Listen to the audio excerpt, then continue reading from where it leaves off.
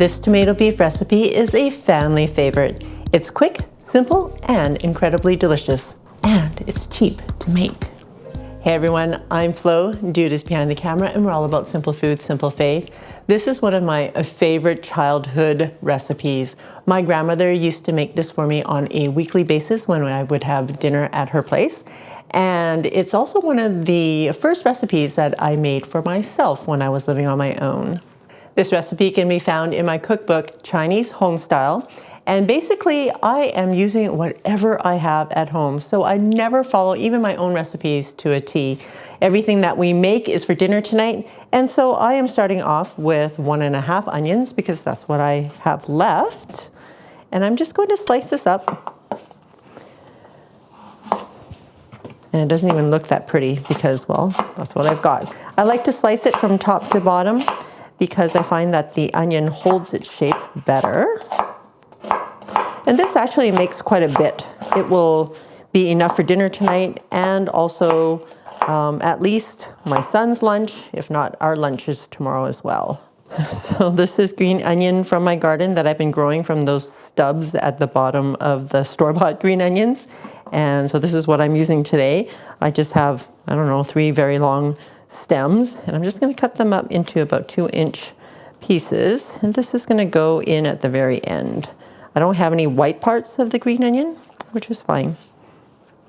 I think in the recipe I use sliced ginger, but I'm just going to smash it up because I just want the flavor. I don't really care if they're sliced or not. So here we go.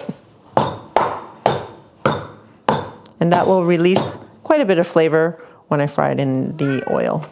All right, I have 5 tomatoes. It's about 1.5 pounds, not quite 2 pounds. Sometimes I use a can of tomatoes if I don't have fresh and I really want tomato and beef. And I just slice these up into, I don't know, 1/8.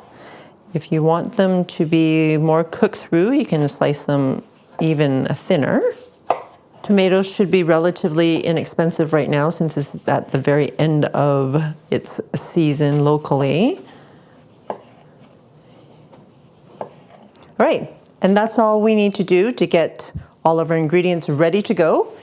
And I'm turning my heat on to a medium.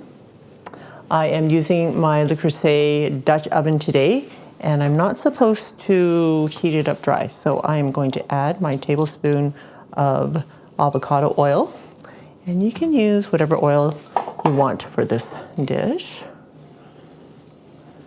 All right, adding my onions.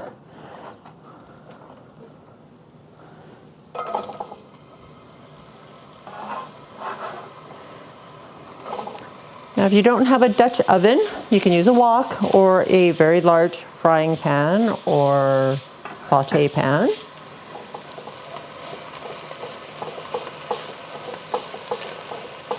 This is a 5-quart Dutch oven. Also going to put our ginger in. I'm going to stir fry this for about 2 to 3 minutes, just until the onion is a bit softened. I'm also using 1 pound of ground beef. And this is ground chuck that I found at Costco. And I found it was less expensive than the organic lean that I normally buy. I have to say I quite like it. It's a little bit fattier, I guess. Maybe that's why I like it more. But it's ground chuck, and it's a medium ground, so it's not as, maybe not as mealy as like the lean ground beef, because it's ground more fine. I'm just going to cook this through.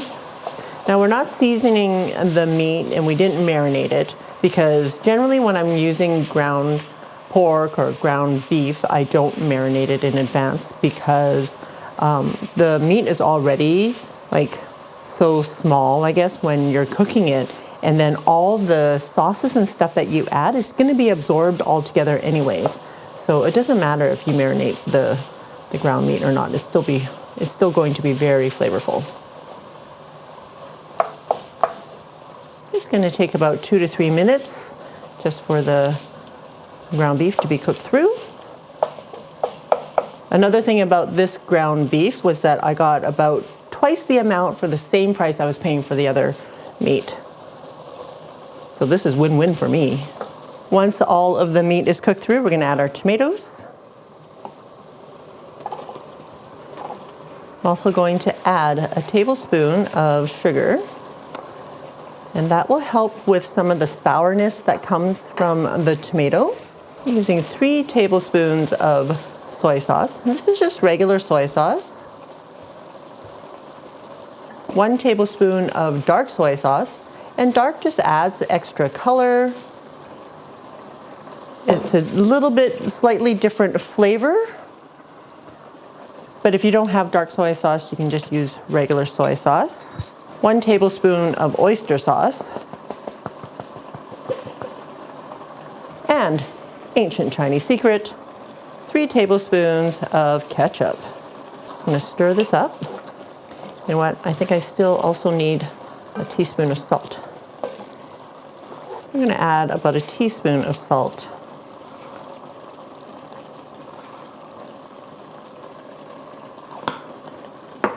Sometimes you just need to add a little bit more saltiness without adding the flavor of soy sauce. So that's why I add the salt here. Okay, we're going to cover this with a lid. Turn the heat down to a low. And we're going to let it simmer for about 20 minutes. Everything is cooked down. The tomatoes have released its juices. It's kind of like a Chinese bolognese sauce. I'm just going to thicken the sauce with some cornstarch slurry. I'm just going to use the same bowl. So I'm just going to toss my green onions in here off to the side. About 1.5 tablespoons of cornstarch. Adding about the same amount of water. Remember, your water has to be room temperature or cold for the cornstarch to dissolve.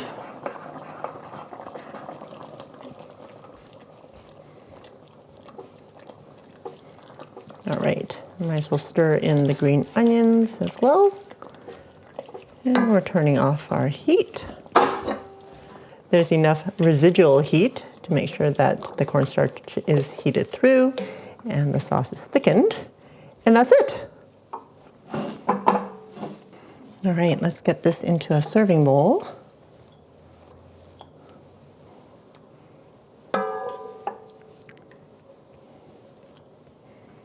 I'm gonna put it down, it's getting hot. All right, you know what, this is all I'm gonna put in here. There is so much left. It's almost another serving bowl amount. Are you all ready for the taste? I would lift this up to you. Actually, I'm gonna try. It's hot though. So you know there's gonna be leftovers for us anyways. This is like a big wholesome bowl, and it's got all the components in there of the salt, fat, acid. Well, maybe not the heat so much, but you know what? You can add your favorite chili oil. Wait a minute, chili oil. Be right back.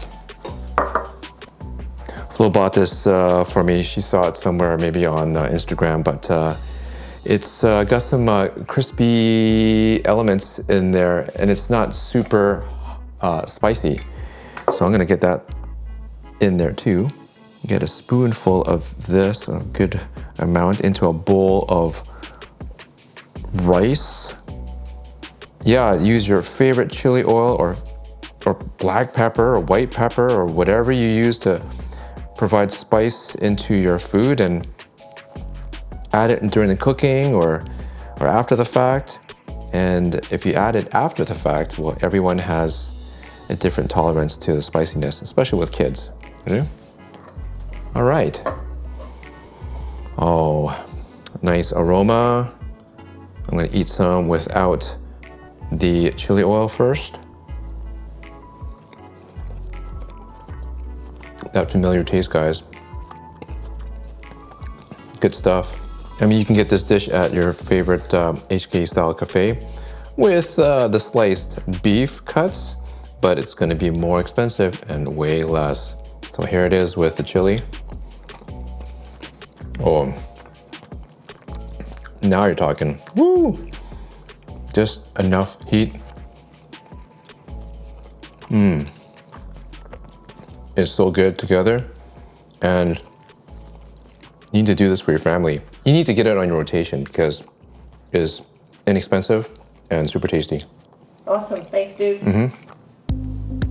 This dish really does bring back the best memories. For this recipe, you can find it on my website, FLO'S.com.